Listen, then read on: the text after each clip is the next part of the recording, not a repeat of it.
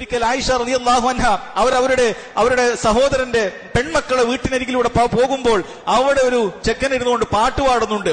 ഒരു വ്യക്തി അവിടെ ഇരുന്ന് പാട്ട് പാടുന്നുണ്ട്. അവന്റെ രൂപമൊക്കെ പറയുന്നുണ്ട്. മുടിയൊക്കെ നീട്ടിക്കൊണ്ട് തലയെ കാട്ടിക്കൊണ്ടാണ് അവൻ ഇങ്ങനെ പാട്ടിൽ ഇങ്ങനെ ആലപിച്ചുകൊണ്ടേയിരിക്കുകയാണ്.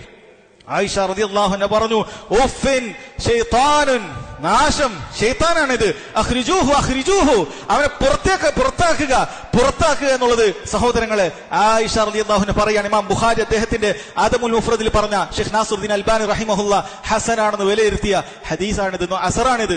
ആയിഷ റളിയല്ലാഹു അൻഹ, നമ്മുടെ മുൻഗാമികൾ, നമ്മുടെ ഉമ്മ എങ്ങനെയാണ് ഇങ്ങനെ സംഗീതം പാടുന്ന ഇങ്ങനെ സഹോദരങ്ങളെ ആലോചിച്ചു നോക്കൂ. ഇന്നെന്താണ് മുസ്ലിമീങ്ങളുടെ വീട്ടിലെ അവസ്ഥ? ഈ രൂപത്തിലുള്ള ഗായകന്മാരെന്ന് പറയുന്ന ചെമ്മാടികളെ സഹോദരങ്ങളെ മുസ്ലിമീങ്ങൾ അവരുടെ വീട്ടിലേക്ക് വിളിച്ചു വരുത്തുകയാണ്.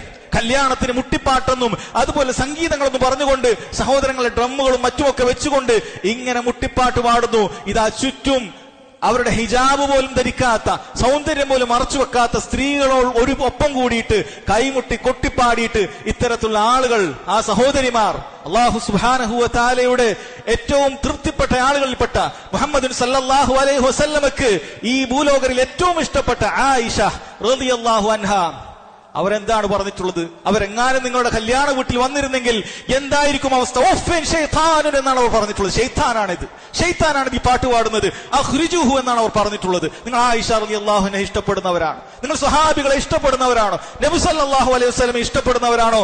എങ്കിൽ മനസ്സിലാക്കുക സഹോദരങ്ങളെ, വളരെ ഗൗരവമുള്ള കാര്യമാണ് ഈ പറയുന്നത്, ഈ ചെയ്യുന്നത്. ശരിക്കും മനസ്സിലാക്കണം. സംഗീതമെന്ന് പറയുന്നത് സഹോദരങ്ങളെ 4 മദ്ഹബുകളിലും വളരെ കൃത്യമായി മനസ്സിലാക്കുക.